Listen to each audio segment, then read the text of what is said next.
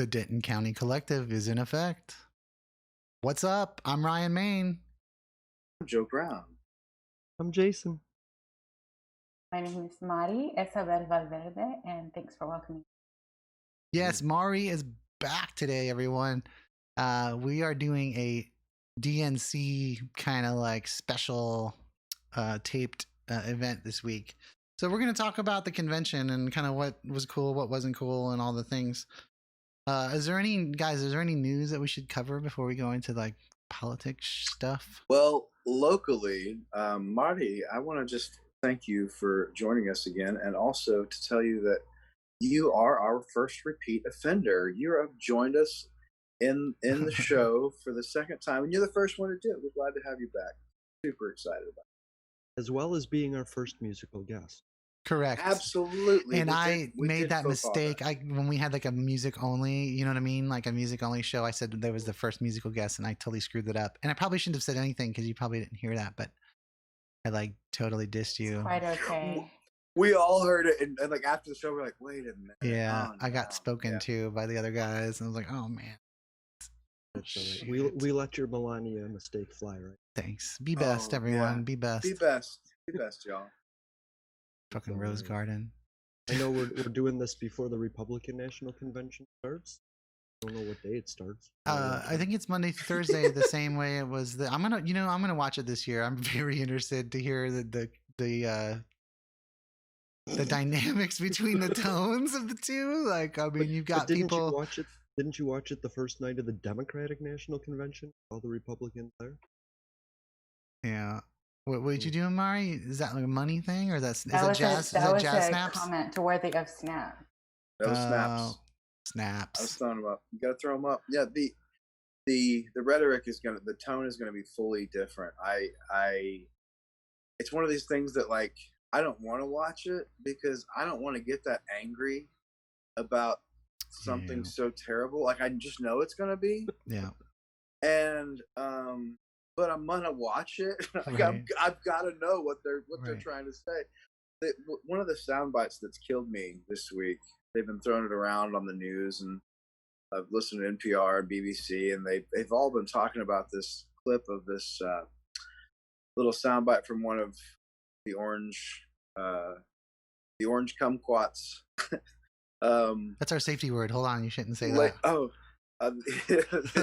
The orange guy's latest speech about if you want a world that is burning like it's happening in Portland, or and like lists off these different cities, and like if you want this kind of thing to come to your town, it's like, dude, this is happening under your watch. Like it's the most inane. He's using this awful thing that he helped create and is fostering, and then being like, well, if you want this, just vote for that other guy, because like, no, they voted for you, and you got them this. Yeah. Like what the? Yeah. It's the most bizarre. I can't see how anybody could see that and think anything different. I don't think that Trump created. I think he was a proponent of it. I think people were waiting for the opportunity for authorities not to hold them accountable. Sure, for sure. Yeah. He sent the police into Portland. I think that's what Joe's saying. Bro, he sent federal agents. He didn't create unmarked federal agents. Yeah. He didn't create the situation that allowed him to do that unaccountable, but he did create the immediate situation. He heightened it. Yeah, for sure. Yes, he did nothing to escalate it. Actually primed it in a lot of ways for the first 3 years of his presidency, where he's been sitting there going, these people are the enemy. We have a problem with the dangerous. What do they call not hoodlums? Thugs? Looters? Thugs, bro. Yeah, thugs, man. Yeah, and I was really interested to see his reply about Michelle Obama's speech, when like the only thing he attacked, because he got totally called out, and his only thing was, well, she'd obviously taped that because only 150,000 people died, that she said, and there was 170,000 people that died. So that was his attack. And it was like, okay, well, she taped it a couple days ahead. 20,000 Americans have died since then, and now you're attacking her when this is your watch. Like, ooh, it was really interesting. Super bizarre. Yeah. Super bizarre. And by the way, what a great opening to that convention. As far as seeing Michelle, especially, she was the highlight of my night, man. I and she mentioned it in there. She said, you guys know that I don't like politics. When she's talking, she's like, I don't even like coming out and talking about this stuff because I hate this whole system. But you know what? And I felt like that was really strong as far as like, you're not going to see a President Michelle Obama. And I really want that. Yeah. I totally agree.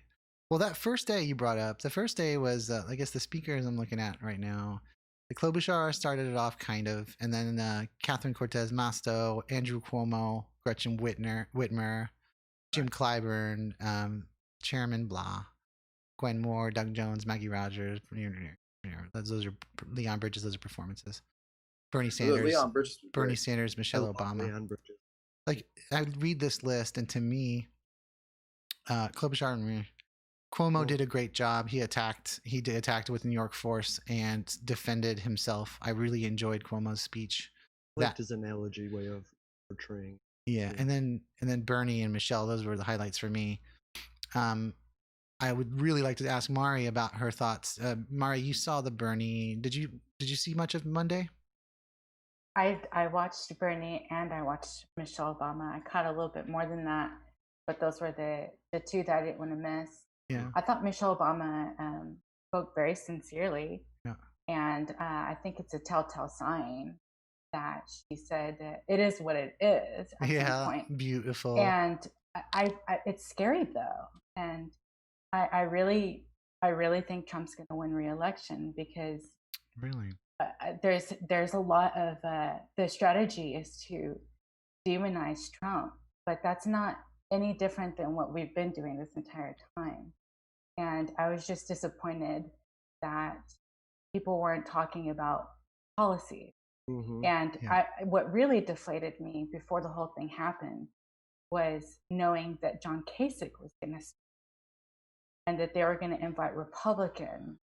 And so it was apparent to me from the beginning that the party, the DNC in particular, is trying to court Republicans, right? And not progressive, instead of the left, right. The base of the party or the supposed base of the party. Yeah. It was. I have that same problem. Yeah, they assume that for lack of a better term, the Bernie Sanders voters are going to turn out. But what they don't appreciate is that the reason that Trump won last time is that the non-voters outnumbered the Hillary voters. And so the party needs to be going after non-voters like their lives depend on it, like their careers depend on it.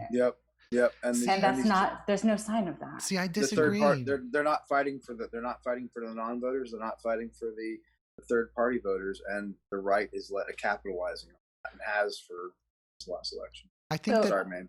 So, just as a last point, like to me, a millennial and a minority, with an education, I see it as the Republican or conservatism as an ideology is infiltrating the Democratic Party. Mm-hmm. Yep, that's true. I fully agree with you. That's true. Yeah. My progressive friends call Joe Biden just a Republican. But if he had switched to the GOP, he'd get more. Yeah, I kind of agree. Aside from some basic ideas, but I was going to say that as I think what they did, I disagree in the fact that I think they did go after non-voters, and let me tell you why.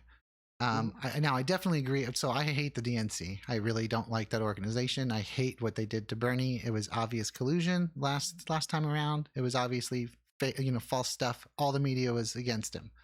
So I'm very, very mad at the DNC. Now I'm supporting the Democrats, but I think what they did this time is that they focused on the BLM movement and they focused on minorities, and Kamala Harris did that. Michelle Obama did that. I mean, everyone kind of did that. And I think but the last election, over half the people. But the important point is the people who did not turn out the most last election was the black vote. They just didn't turn out for Hillary at all. So, I mean, I think just with the BLM protests, not with the DNC doing anything, we're going to have a bigger black vote this time around. So I think that that's how Trump gets beat. But if they don't come out and vote, we got a real big problem. We got a real big problem, and that's Trump. I don't really think that they, not to my knowledge, again, I didn't see the whole thing, but Right.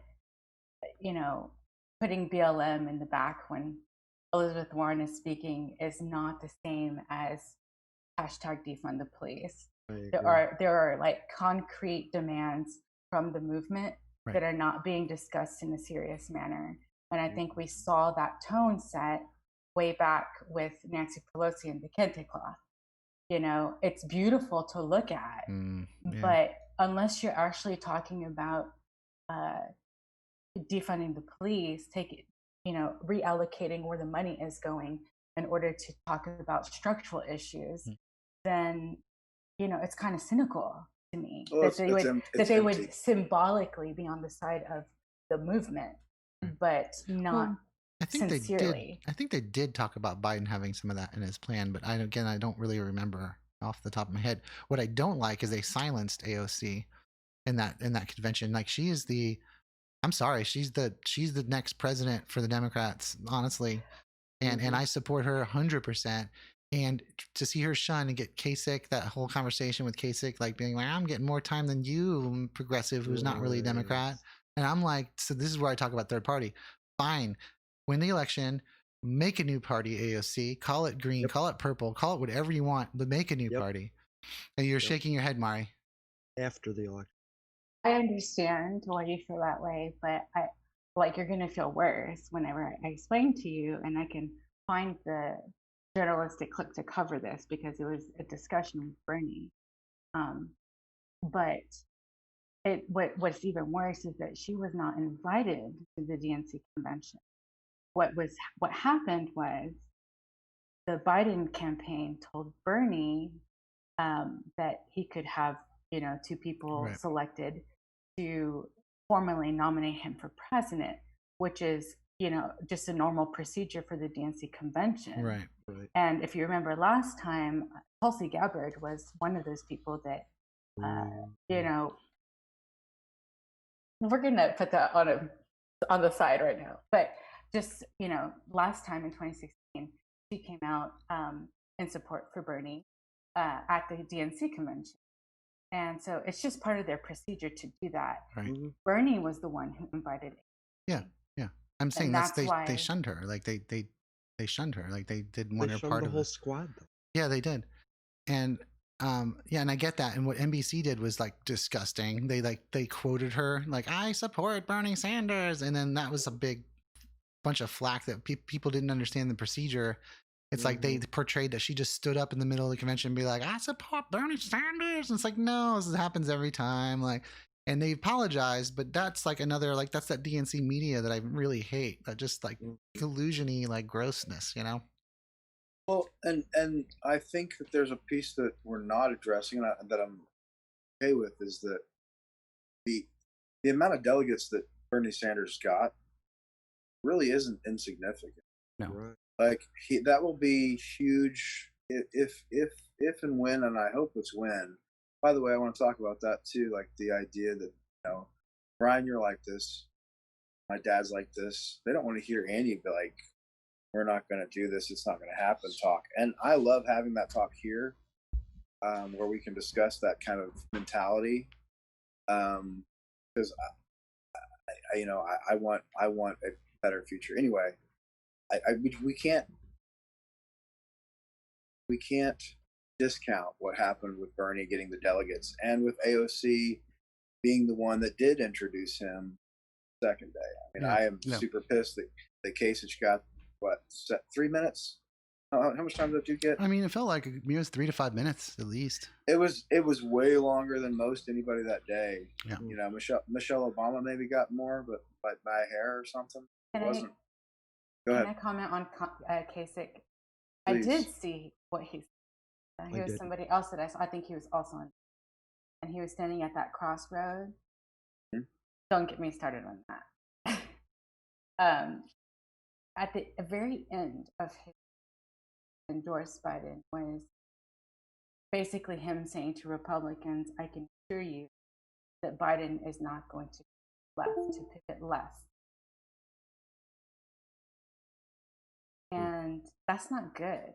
No, it's very much the Republicans saying, "Hey, he's one of us, and you should come vote for this thing."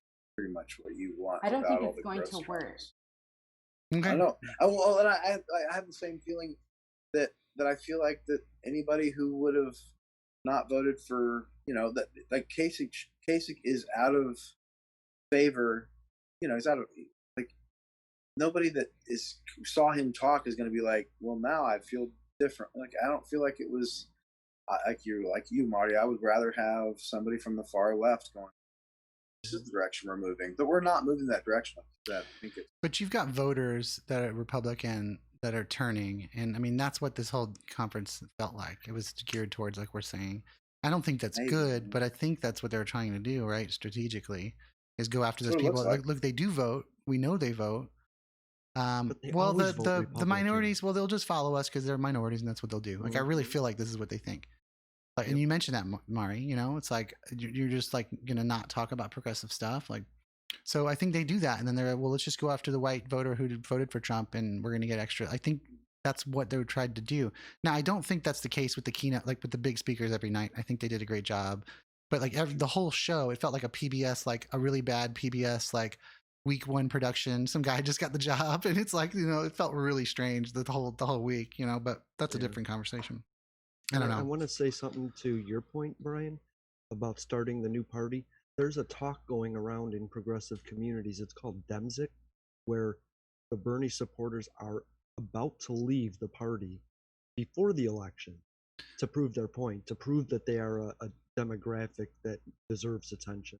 And I think it's kind of ridiculous to do before the election. Of course it is. I mean, we're just trying to, every little group is trying to vie for as much power as possible. And I think it's a ridiculous thing, but it is a thing. Mari, do you know about this? I want to, yeah, of course, because Please. it happened in 2016 as well, but it was more so after the election. I haven't heard talk about them exiting before the election, but I think that I disagree with the reaction, because, like I said earlier, the Democratic Party should be fighting for vote, and it's this not accountability, but this entitlement that the party feels, the progressives, the left, the millennials, they have nowhere else to go in terms of who to vote for the president. They don't have another party that actually represents their views and the policies that they support. So they have nowhere else to go, and the party knows. Of course. And so the only way for, in solidarity, if a bunch of people leave the party, it's a message to the party that, have our votes. And, for a lot of people, they're convinced that's the only leverage they have in terms of getting these policies passed. Things like the Green New Deal that are somewhat existential. Yep. Yeah. And so important. And we need those people in a cabinet. If Biden wins, we need those people. I mean, now it's, I don't know how likely it is, but those are the voices I really liked during the primaries and in the group. But you're right. They're because the millennials don't vote as much, maybe because whatever reason, they're just ignoring them, and they're forcing the two-party choice, and both parties want that, and that's gross. And there's no hope. And I wanted to bring up one other point, that during the primary, the Democratic primary, at the very beginning, millennials, people under 40, but people under 50 mostly get news and information from internet and social media. People that watch TV are statistically of upper demographic, in their 60s and 70s. And talking about like MSN viewers, young people see clips, raw footage of these candidates, and Joe Biden was caught on tape in front of a crowd saying, I have no empathy for millennials. which is basically him saying, pick yourself up by your bootstraps, completely ignoring how minimum wage hasn't gone up for 30, 40 years, and how tuition at colleges goes up every single year, and in order to get, a job, people go to college, but then they get debt that they'll never pay off in their lifetime. That's certainly my situation. Yeah, I'm there. So it's just like there's no sincere effort from people like Biden or frankly Kamala to get these votes. Kamala was on tape saying the 19 to 24-year-old demographic makes good choices, and that's not a good place to start if you want to get those votes.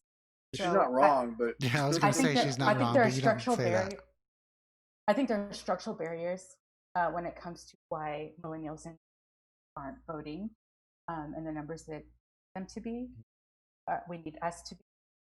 But I also think that a big reason is that we don't have hope for our future. Yeah, there's not much. Biden does not represent that hope. You mentioned, we talked about this personally throughout the week a little bit, and what you chatted about, which is kind of what you're saying, is, a lot of times the grassroots movement stuff, like the boots on the ground stuff, where you feel like the Republicans are doing a better job. I think that's what you mentioned to me, was that we're going to lose because the boots aren't on the ground. And I think the millennials and the younger generation are the people that need to drive a lot of that, go to the houses and be vocal and, and we're not really seeing that because of the pandemic, but it sounded like this is going to be one of the major reasons why they're going to lose from your perspective, right? I mean, is that what you were saying? It's because it's the responsibility of the party to go where the movement is, not the other way around. Right. And I agree. And right now, we are seeing people. There's Portland. It's still happening. I have friends there that live there and that are posting live videos every night. And I see these clashes with the police. And, I think they're called the Proud Boys. Do you know that group? Gosh, yeah. Yeah. The police remain passive right. if they're confronted by the Proud Boys. But when it comes to nonviolent protesters, they're still very, very hostile towards them. Yep. I've been watching. We have a protest going on here locally in Gainesville. This is the closest one. It's about statues being removed. So there is Blue Lives Matter group and counter protesters and Black Lives Matter groups. There's like 3 different kind of groups, even though 2 of them are one. I've been following that, and actually, what's her name that does that? A lot of the live feeds, Joe. Jessica Luther Rommel. She is. She's out in Cook County all the time right now, and they just passed a law to. The city council voted on it, decided to keep it after all this protest, even though the words on the actual front of the statue are super ingrained in Jim Crow era, suppression and segregation.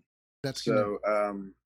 She's constantly out there doing that, and like you're saying, that's a nonviolent movement, but the police are there facing them. What the direction the police face will tell you exactly what the political structure is, the direction that they face, and sometimes they're on federal buildings facing away from them, and that sends a message right there. I mean, we had the National Guard called into Washington, D.C. to stand, on federal agents, actually, not the National Guard. It was federal agents and National Guard. No, it was. And they were put on the steps of the federal buildings, facing away from the people, facing towards the people. Yeah. And that's what's happening with these police at these protests, too. They turn and face the Black Lives Matter crowd when they have actual armed Proud Boys standing there, with their literal and figurative tiki torches and their symbols and their thing. I've been seeing that a lot, and I think it was the Highway Patrol, I think, that I saw. But you're right, and we're going to be talking about this next week on our episode. We're going to focus solely on that. It's kind of why I brought it up.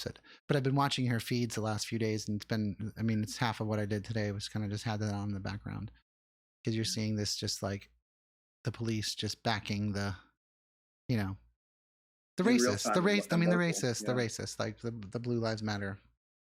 Fucking ridiculous. I think it's interesting that we keep saying that no group is monolithic until it's convenient to act like. I'm working with millennials that are getting judges held accountable I'm working with millennials that are getting people elected, public defenders unelected. So I don't like the thought of they're stupid.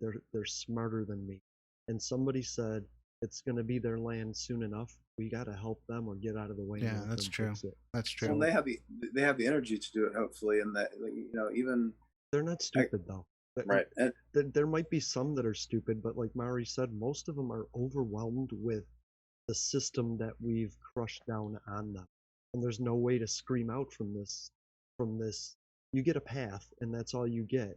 When we were kids, we could be anything, and now it's like you have to pick your path at age 3 and hope you stay on that path, and you're going to get the debt that comes along with it. And it's just not a fair system at all. So I agree with what she's saying. I don't want the message to go out thinking that, all black people are BLM, or, all millennials are stupid. They're not. I agree. Yeah.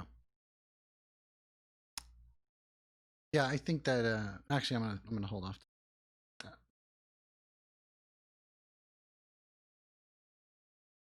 Well, DNC, you want to talk about day 2? What's day 2? Give me day 2, man. Day 2, the major speakers were Sally Yates, former acting U.S. Attorney General, Chuck Great Schumer. hairstyle. Chuck Schumer spoke. John Kerry spoke. It says AOC, but she didn't speak. Jimmy Carter. Bill, Oh man. Bill Clinton. Yeah, Carter. Well, no. Actually, John Legend did a great job.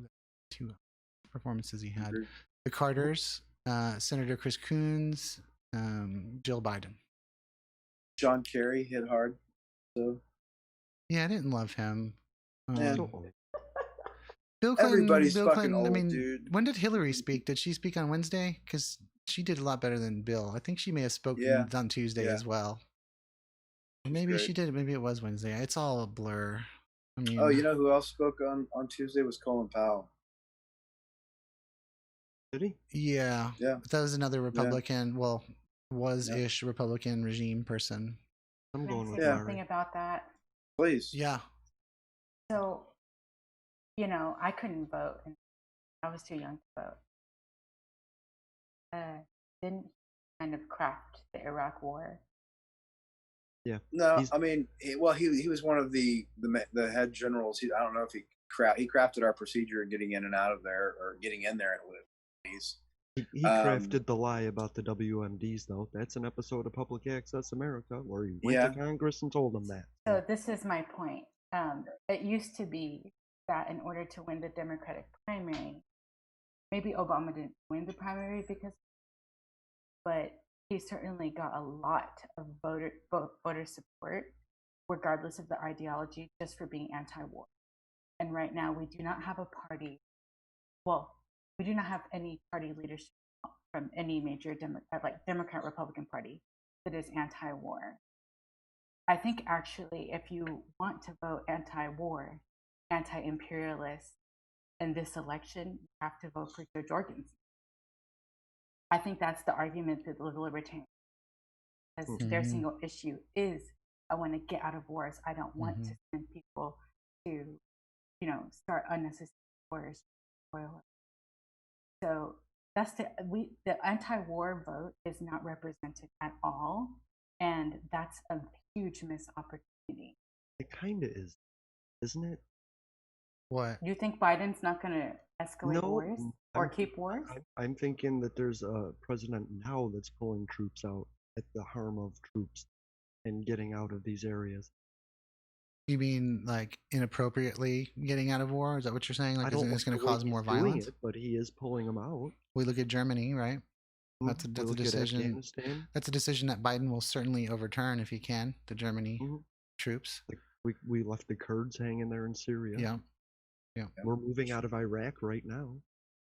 No, I guess you're right. That's de-escalation in all the wrong ways. Oh yeah. I don't think we should be escalating anywhere, but our constant presence in certain key places is a deterrent and a peacekeeping, in theory, method. But I don't know, man. I think Joe Jorgensen. I think she's a wonderful candidate, but I think I've been having this debate a few times on the internet lately, but I think third party candidates only do harm at that level. I think on the national level right now, till we enact third party dominance in local areas to help it spread from the roots.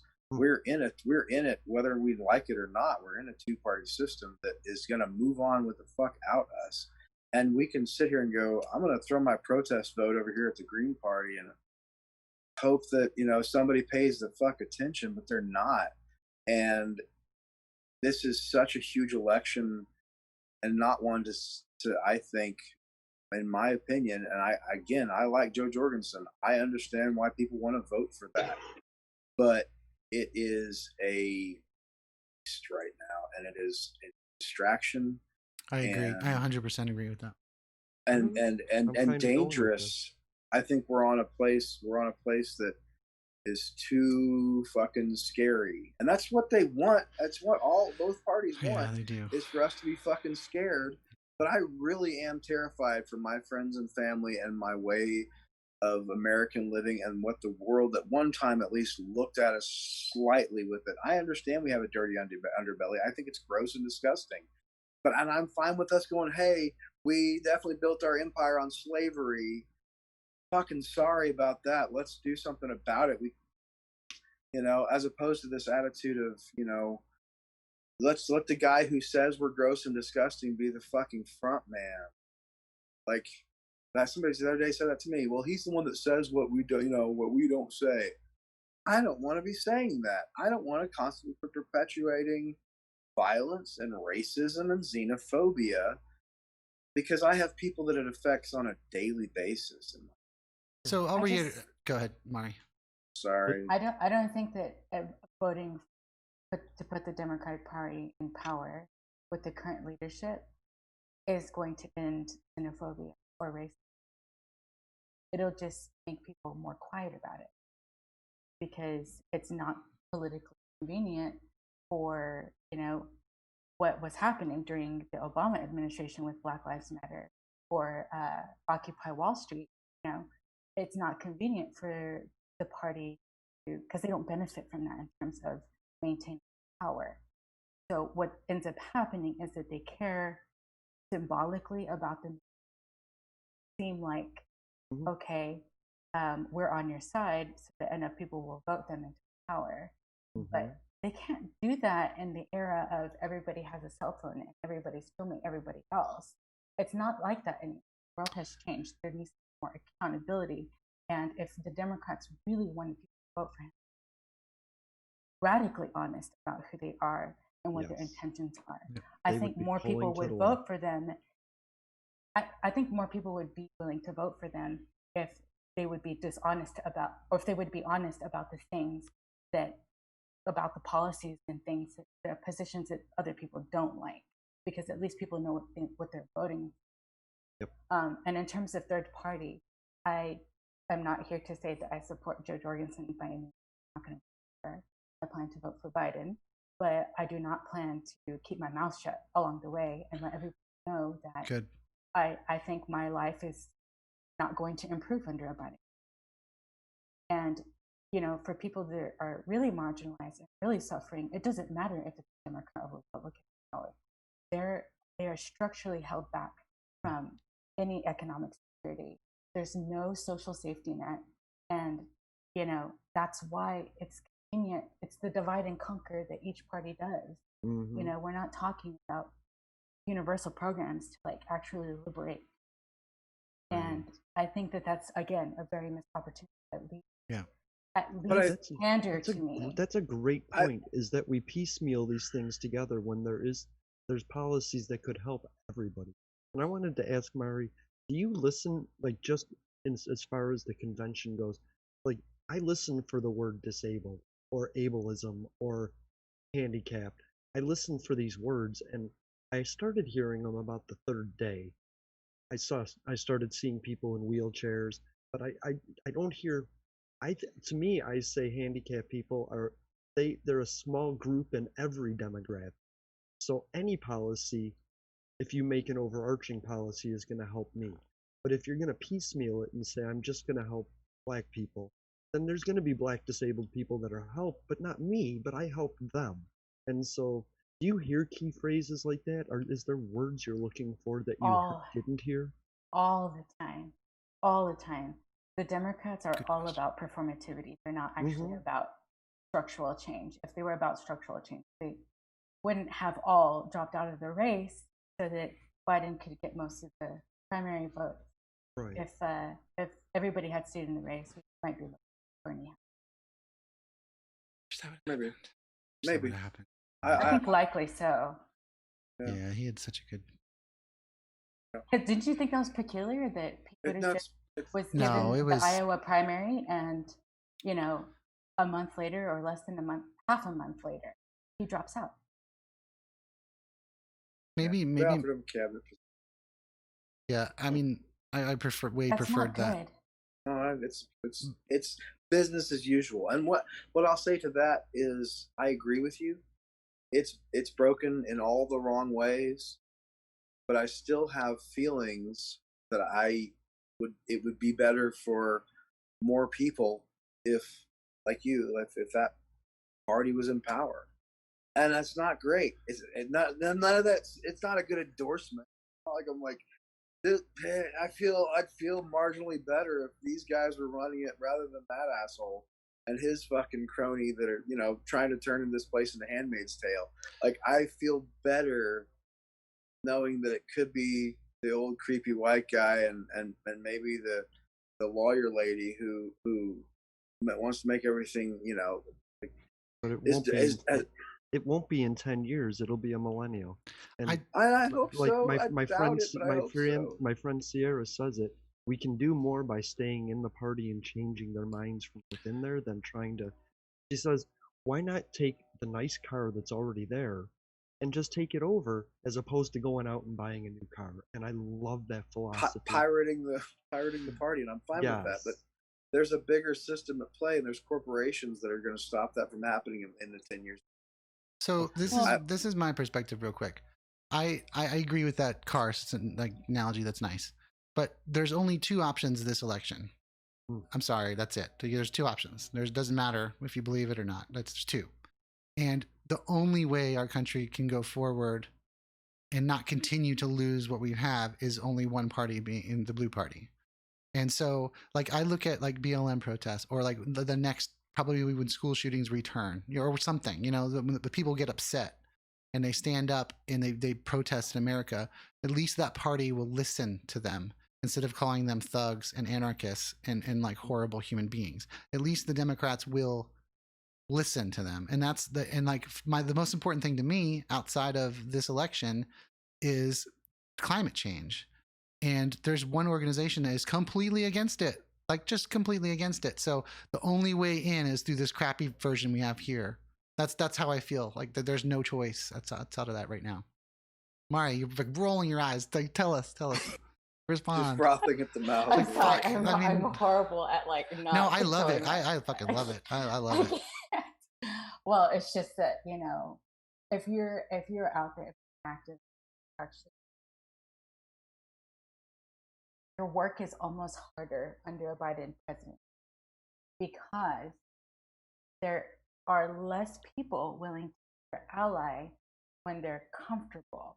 It's like a class difference. If you had a room full of liberal people that agree on all the identity politics stuff and agree on social justice stuff, but you take the people that live in the suburbs and are very comfortable, and then you take everybody else, which is probably more like 70% or 80%. Right. The comfortable people are going to become complacent with the Democratic president. You see it with Obama, because people feel very uncomfortable criticizing Obama. Two things can be true at the same time. You can say he was a good president. You can say that you liked him. You can say that you voted for him. But to be dishonest about the drone striking and whatnot it's not just bad. It's it's against brown people abroad. That is not a good thing. And it's just like with the foreign policy stuff, that is just like a huge, scary thing. Yeah. And if you ask me, perhaps in Vietnam, like the U.S. has been terrible. Obama did the Iran deal, and I think that is maybe a reason to vote for Biden. Yep. Is that we will see some diplomacy done. However, the Tokyo, going back to what I was saying in the beginning, it's like if you're a part of the movement, you're an activist, you have your issue and you're fighting for it. It's going to be harder when the Democratic Party says, "We'll handle it from here," and puts their hand out like that. And Ryan used the word listen. Listen, they'll at least listen. Would you rather have the leadership listen to you and do nothing about it, or would you rather have somebody in power who doesn't pretend to care? So what that sounds like is like burn it to the ground. Sorry, Joe, your turn. No, you're good. I'm with you. It does sound like burn it to the ground, and it sounds like the when you have somebody in power like we have right now, they're sending, federal troops. I mean, they said they pulled them out. They're still there. They're just protecting the federal buildings, whatever. They once the people come within a certain proximity of them, the federal troops, unmarked federal troops, come out of those buildings and storm the fucking people. And I see what you're saying, and the world is paying more attention right now. But I feel like we're getting to the point where, like you're saying, we need to either break or rebuild or something. But you said something a minute ago that since the Vietnam War, our foreign policy has been garbage. It's been way before that. I mean, from the beginning, from our inception, I mean, we fucked France right the fuck over after we got our civil war, our liberation from England. We fucked France right over, who helped us throughout that entire revolution. And you talk about World War II. We didn't win World War II. Russia won World War II. Russia won. And what did we do to Russia? We vilified them and belittled them. It's a real fucking thing. Yeah. We sent them tons of things. We sent them tractors, and we rebuilt their country at World War II. We created the Marshall Plan. We invited them into the UN, and they turned their backs and they said, "Fuck you," walked away and took half of every country. We didn't invite them to the UN for a long fucking time. They didn't want to come. They took our stuff. They said, "Screw you." They started taking over other countries because they could. Well, that's correct. Because the end of that war was about like the two territories, like the Germany's in the middle, but you got Russia and you got Europe, and I don't know if I'm mirrored or right. We invited them it was about getting there. Them in. They said no. We did, but they won the war. Wait, hold on. They won the war because of body count. They lost 10 million troops. They lost 20 million Russians. We lost 900,000 troops. They lost. They shed the blood. They soiled Europe with their blood. Yeah, we're getting off topic. But Russia won that motherfucking war, and it's just not taught to us. And when I learned that, I mean, we were a key player. We were a key player, but kind of getting back to where we were is we're being forced. We'll get together on my show. Yeah, let's talk about this. But it was about, it's about being a police, right? So like we're being forced, our policies suck, but we are being forced to be the police around the world. Like, I don't love that we have 12,000 troops in Germany because we have to have them, because it's like, man, all the troops love it over there. They usually stay and live there. But without those troops there, Russia can come take more stuff. What we're just talking about, like they're going to grab more economic influence over oil and over Europe. Like we are forced. It doesn't matter if we're good at it or if we're bad at it. Like we are literally forced because of how rich we are and how much military we spend to do this. Now, let's have a discourse with a new kind of person and say, let's change this because the spend is outrageous, I think. But you can't discount America's overseas stuff either. Like we're kind of being forced into some of it.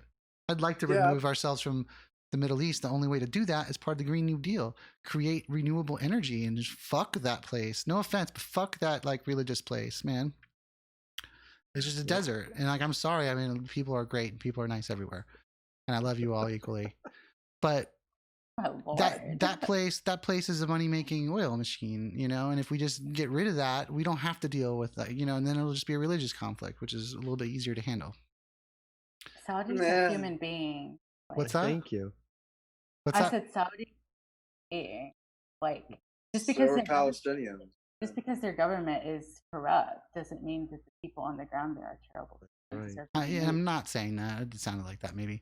But like, what they're going to do, like at RNC this week, is they're going to be like, look, we've fostered peace in the Middle East. And Kushner's going to pat himself on the back. And Trump will pat him probably physically on camera because the United Arab Emirates kind of helped stop the Israeli, push for Palestine. Like they've stopped that, expansion. Now the UAE has no really no place in this whole entire thing aside from money and oil. They're not fighting other people. They're not one of the major players in this conflict, but that's going to be a big thing next week. The Republicans are going to be like, look what we did. We fostered peace. We're removing troops. We're being better world police people now. People are so worried about COVID in Israel, they could care less about annexation. There's no want for it. That's why Israel isn't doing it. And Yeah, meanwhile, we back the Israel too Saudis are much. attacking Yemen, people that use sticks and fire to fight wars, and they're dropping American bombs on them. So I don't think there's any reason why the Saudis shouldn't be isolated. I don't know why they're being connected with Israel, our partner in the Middle East, when Israel is just as bad as them. So day 3 of the DNC. Mari, you're shaking your head. Tell us something. What's on your mind? There's so much money that goes to Israel every year. Mm-hmm. Our Congress gives, at the beginning of COVID, remember that story? AOC made a about it.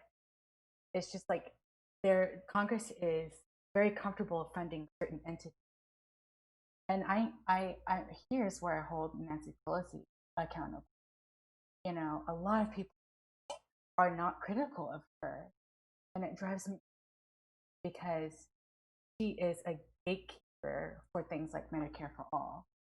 Yeah. Pramila Jayapal had a bill in 2019 for Medicare for all. Now, people are going to turn around and say, oh, well, Nancy Pelosi is not going to have votes for that. But what you do in that case, put it on the floor for a vote, and then you have leverage against the Republicans. Because Medicare for all is actually a popular policy, even among Republican voters. I'm not talking about Republicans. I'm talking about Republican voters. Yeah, so in Montana, in Missouri. Everywhere. Because it would actually be cheaper to do it that way. But they all take money from Big Pharma and whatnot. So this is where we're stuck because the Democrats who are in a position to do something about it are gatekeeping progress is pushed. And earlier you said that I sounded like burn it to the ground. Like I think you're completely, how can you not see that this is the moment for burn it to the ground? Like all of June, every single day of June.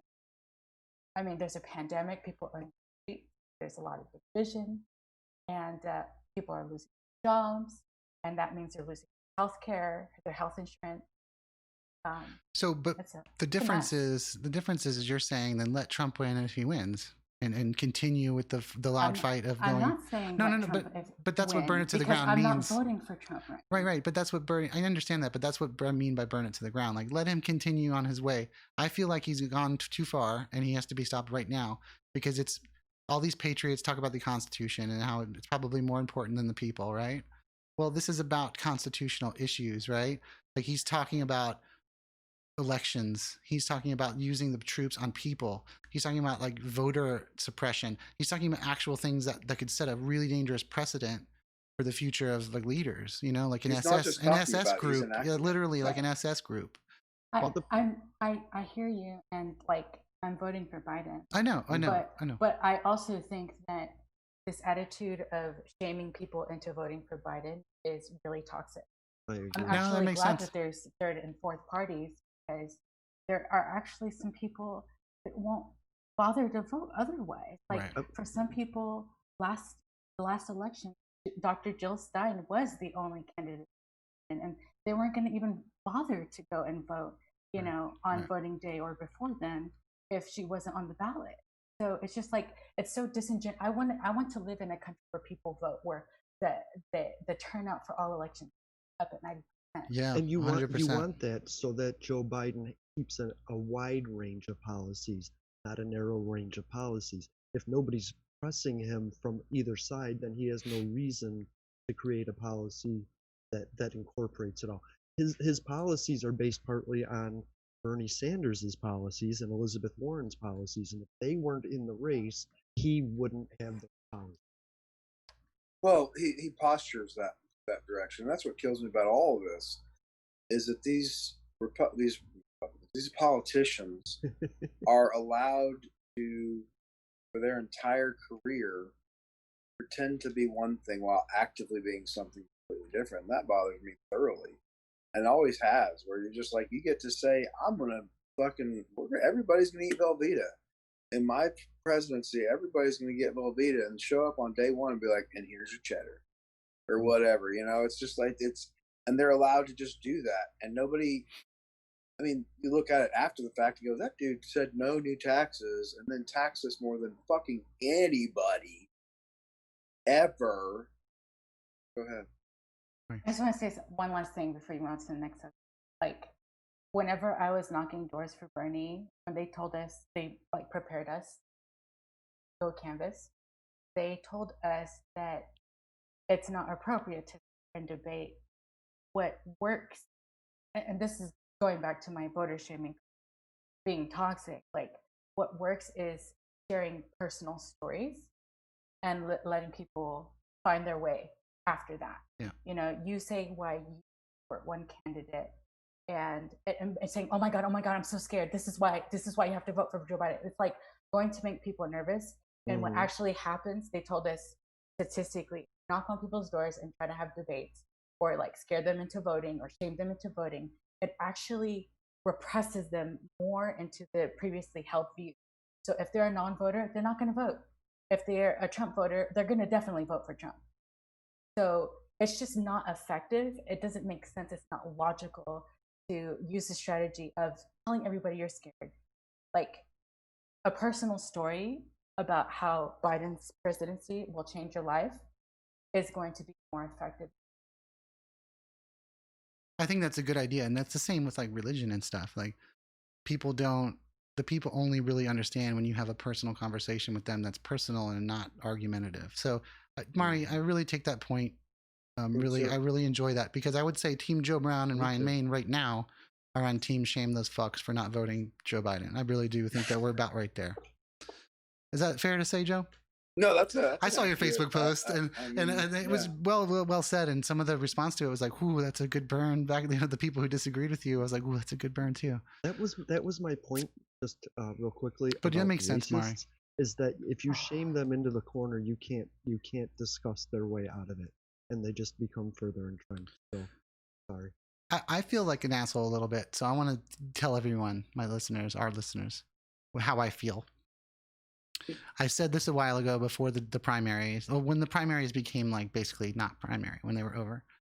I am never, ever going to work and be on the ground and help any candidate ever that does not have some sort of Medicare for all or universal health care for the country. I'm never going to work for them. So while I really think this Trump thing's horrible, I am not going to get on the ground and help Joe Biden, and I'm not going to knock on doors in Denton, because I am not going to support, and I'm going to be vocal about it. And that's my way of being kind of third-ish, because I'm just not going to work for you because I don't support you. We need a full system rehaul.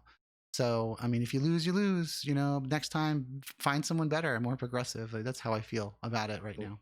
The laziness of convenience. Fuck you. That's so on point. Fuck you. That's so on point. Privilege too. But it's no, but it worked for Obama. That's the whole thing. It's this is, and I'm taking this back to the burn it to the ground attitude that the movement has, the activists have right now. It's because you at a certain point, if you are the marginal, if somebody's going to lose their life because of COVID in your family, if you are not getting a paycheck, if you don't know how you're going to live the next month, if you're going to be gentrified, if you're going to be not able to pay rent, people go onto the streets because of that, and that's what all those people are doing. And if you're not speaking to that issue, you're not having the same conversation. And the more that builds because of Trump or because of anything, that is what's going to force change to happen. Yeah, that's true. And, this thing about like being or whatnot, it's like, it is a privilege, but we don't say like, I'm not bringing a privilege to make anybody feel guilty or uncomfortable. It's just that you don't really see or understand or grasp just how much these people want to burn it down. And think about if Bernie was the nominee, he would be in solidarity with people on the ground. Hell, he might be marching. But so are Joe and I, and we still have a different opinion about this philosophically. So I think that you can't, it's not black or white there. You're not I'm just saying in terms of like what Joe Biden wants. Right. And in debate, literally, with Bernie, right. the one that happened, right. Joe Biden said, people don't want revolution. They want things normal. And I think that is the wrong message. I agree. The Democratic Party. And they definitely are sending it. They are sending that. Sure. I think they are. They're trying to cover it up. They're trying to put a mask on it. But you're right. I think that they are. That is what's happening. It's let's save it from burning, but let's go back to like status quo. Before Trump, like that's literally coalition. So let's have all of that in our convention. Yeah. A lot of people did not have health care under Obama, even after the Affordable Care Act. A lot of people didn't have it. But that was because of all the concessions they made just to get it passed. That's correct. But like it was the first. It's a plug. It's like, we're going to put this here, and now you guys get the chance to fix it. And build. Nobody ever fixed it, and they just destroyed it. Yeah. And it didn't go any further, and didn't get any better in Obama's time because he went off to try to fix everything else, and it was like, oh, I just spent the first X amount of years trying to fucking get this thing to go through, and I have no steam left, and no majority, in any direction. Right. Yeah. It was like. Do you know what Bernie said about if he won the election, and people asked him like, well, Mitch McConnell's still going to be there. What are you going to do about that? Do you know what he responded? He told, and he had this question repeatedly. He said, I'm going to go to Mitch McConnell's backyard, Kentucky, and rally those people and get them signed up to vote, get them involved. Obama never did that for anybody. Right. The Republicans were extreme before 2016. Sure. So I wish Obama was as extreme as the Republicans like to be. I wish. Yeah, me too. And he was so cock-blocked too. Through at least, half of his presidency at least. Well, he could have been a Chad and pushed through. I think that's a fair argument. I think that's a fair. Could have been a Chad. He could have been criticized for something more radical. That's a fair criticism for sure.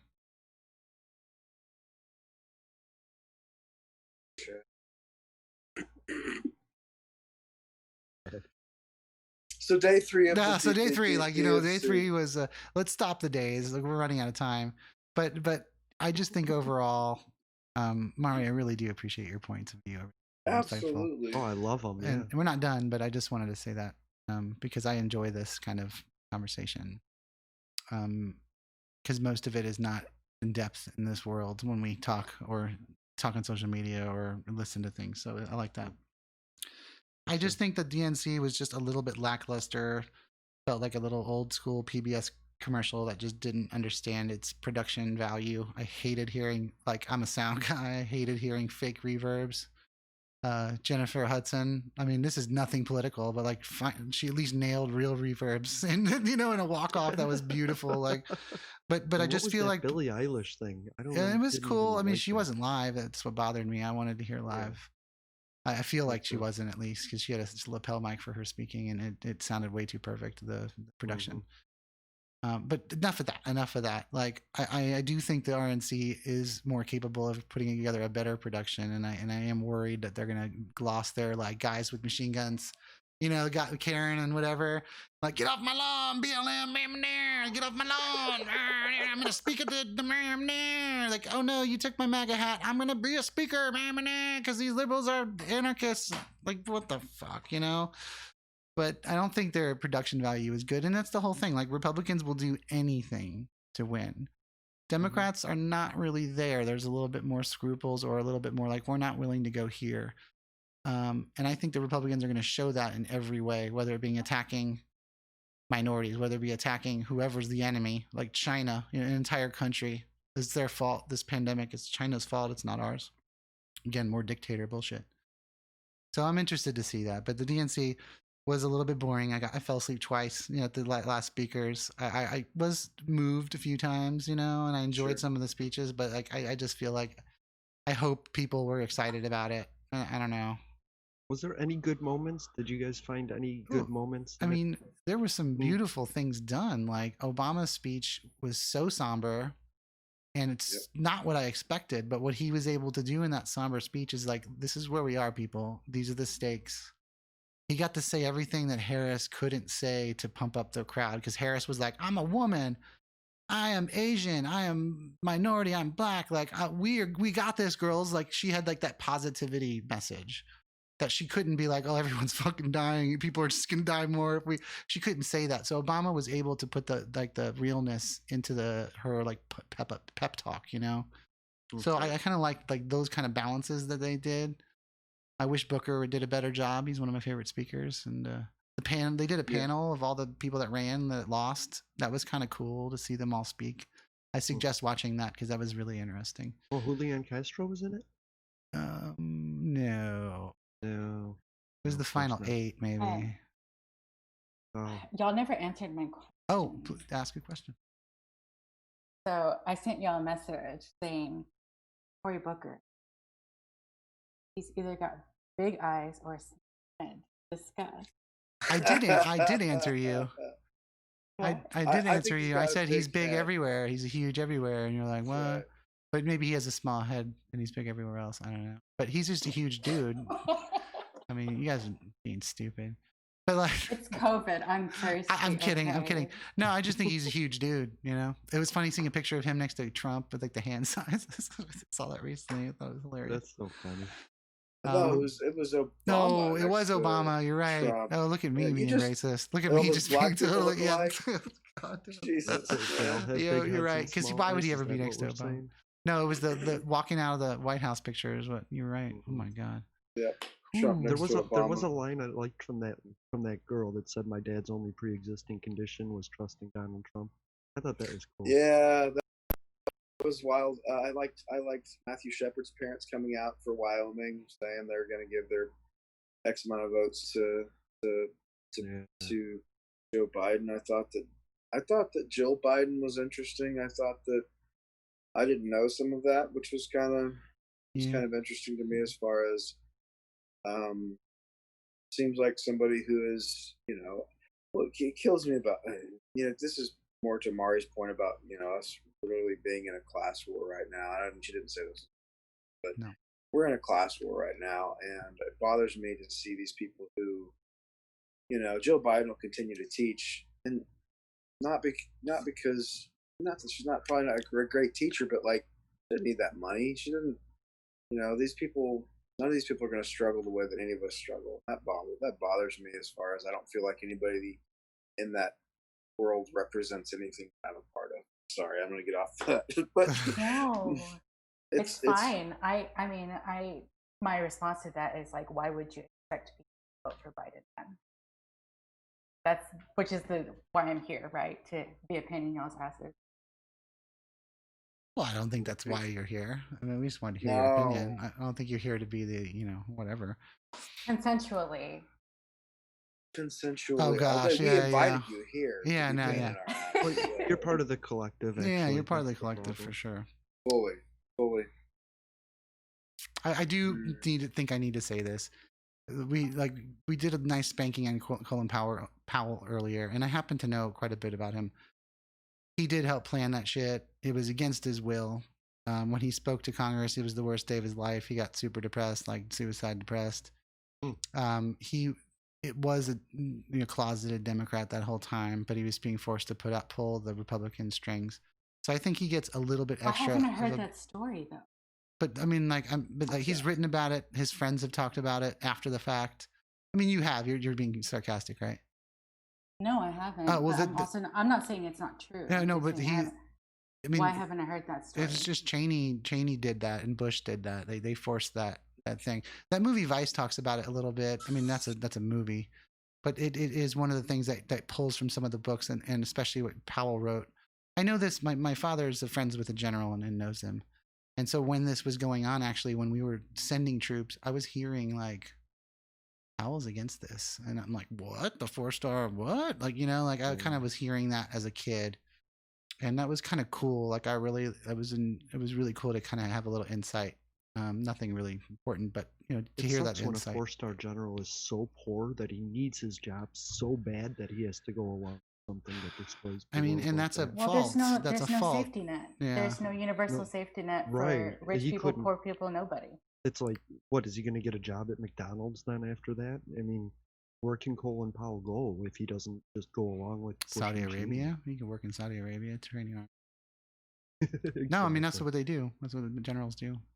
He just go to the Seychelles and sit on his ass and collect his retirement. You know, he didn't need to go along.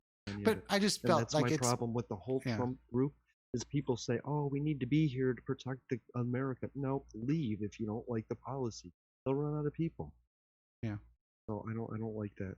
Sorry. No, that's fine. I just wanted to say that because I knew that's something that they don't talk about very often. I think he's a decent human being, though.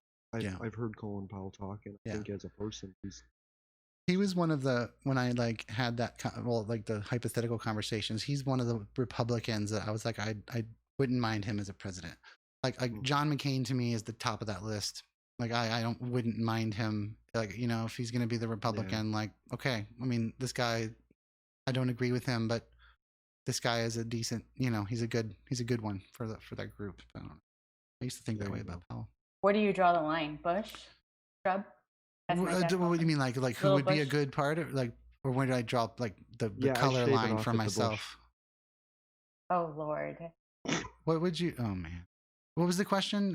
Where would I draw the line? Like when Republicans? I'm just saying. Do you feel that way about George W. Bush? Oh, I did not like him. Did not like him.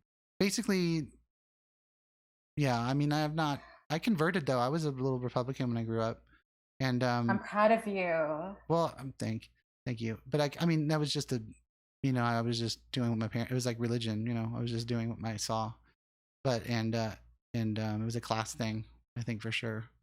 Is there a Republican that goes for women's rights and LGBT rights, disability rights? You know, well, it's the wrong person. I'd say Kasich is a pretty decent. Aside from that, the minorities. He's anti-choice. Yeah, I mean, besides that, like that, I think he's decent outside of that particular thing, which is a pretty big deal. It's a deal breaker for me. I don't really like any Republicans. They're all against those two things. Yeah, I mean, since Reagan started Star Wars and the big spend, I'm not going to support any of that shit. Clinton was meh. Loved Obama. Worked for Obama campaign. Loved him. Really, really loved Bernie. Then I kind of switched over to Sanders this last election. I mean, Warren. Yeah. And really we didn't talk about that, but it's probably a good would have worked for either one of them.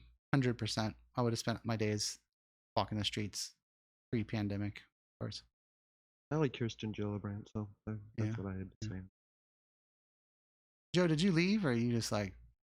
I'm here. Yeah, that's a good shot of you, man. Yeah, he just had to ruin their whole symmetry. Yeah, you didn't say kumquat yet. Squares thing going, and he just lost it. Yeah, we didn't get into it, Mari, about Warren and Sanders and all that. It's not worth it. But to me, well, to you, it's probably more extreme, the difference, than it is for me. But it's very black and white to me. Yeah, that's where we differ. Is that I feel like they're both going that direction that I like. Do you want the short version? Yeah, let's talk about it. I do not support Elizabeth Warren because she's more for the party. And that's a no-brainer. Like, that's true. Like, you know, Sanders wasn't even a Democrat, 6 years ago, right? 8 years ago. It doesn't matter. Kasich's not a Democrat, and he's speaking at the DNC. Well, he's doing it to get votes, and so did the U.S. Attorney General, right? Like Haley. Yeah, I mean, they're trying to get votes, and that's what they tried to do this week. You know, tried to get all the votes. Saying there's some hypocrisy when you say, "Oh, well, he's not a Democrat." Oh yeah, 100%. Well, Trump wasn't a Republican.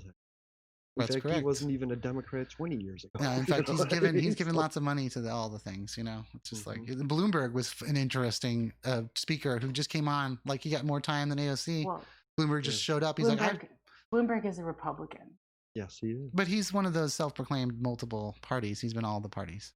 It was in his speech. He talked about it in his speech. I honestly prefer Biden. Yeah, me too. Me too. We have that in Florida, though, is because Tallahassee is a blue bubble that the Republicans here call themselves Democrats or progressives, but they have the Republican idea, and that's what a Bloomberg is. He just called himself a Democrat. Jason, how far are you from Orlando? About 4 hours. Oh, so then I'll be about 3 hours away from you in about a month. Nice. Yeah, we should have coffee. Like maybe not, because it's sickness. We should probably end up in the session here today. You guys have any final thoughts? I'm glad we got into the Bernie Warren difference. We should really get into that in more detail though, and spend a lot of time with it. Maybe in the next there's gonna be a lot of politics shows coming up. Mari, if you'll come back and talk with us and call us out on our bullshit, please. How about a Bernie Castro ticket? That would have done so well. Mm-hmm. UBI is becoming a much more important topic now too. Germany is starting theirs. Yeah. But if you're not going to give it to everybody in America, then you shouldn't give it to. If you're not going to consider the disabled on disability and the people on Social Security, if they're not going to get an increase, then inflation is going to happen, and you're going to make those people. Yeah, I want to. Do you do consulting? Hmm? Do you do consulting around disability issues? No, I'm disabled, so I give a fuck. No, I'm saying consulting as in do people pay you to basically inform them about things from a disabled lens? Mm-mm. I think maybe you should, because not enough people know about those issues. No, not enough people know about anything that isn't self-involved. You know what I mean? Well, there's skin in the game. Well, that's why you advocate, and I think you do. I think you do your part where you're at. But I hear what you're saying. I think that's a good idea. That's a good point. Being Momry of Momala. You're the first person that ever said such a thing. You lie. You lie. Well, I love you guys. I'm gonna go to the bathroom. You wrap up. Oh, sweet! Enjoy. Hey, keep the mic on. Let's see if we can hear just for weirdness' sake. Just love you guys. Things. Love you guys. Hey, thanks for being on. We'll do a more in-depth thing next time. But everyone, thank you for listening, and we're so excited to have Mari back, and we should get her back again. I think. What do you think? Momry. Is that what we're calling her? No, Momry. Mamari. Well, Mari kind of you can't change that much. There has to be another M. Momry. I don't know. Momry. Listeners, you tell us. Should we do that to her? That seems so mean to mom her. Just all put her in a box. It's okay. Y'all aren't misgendering me. Cool. I'm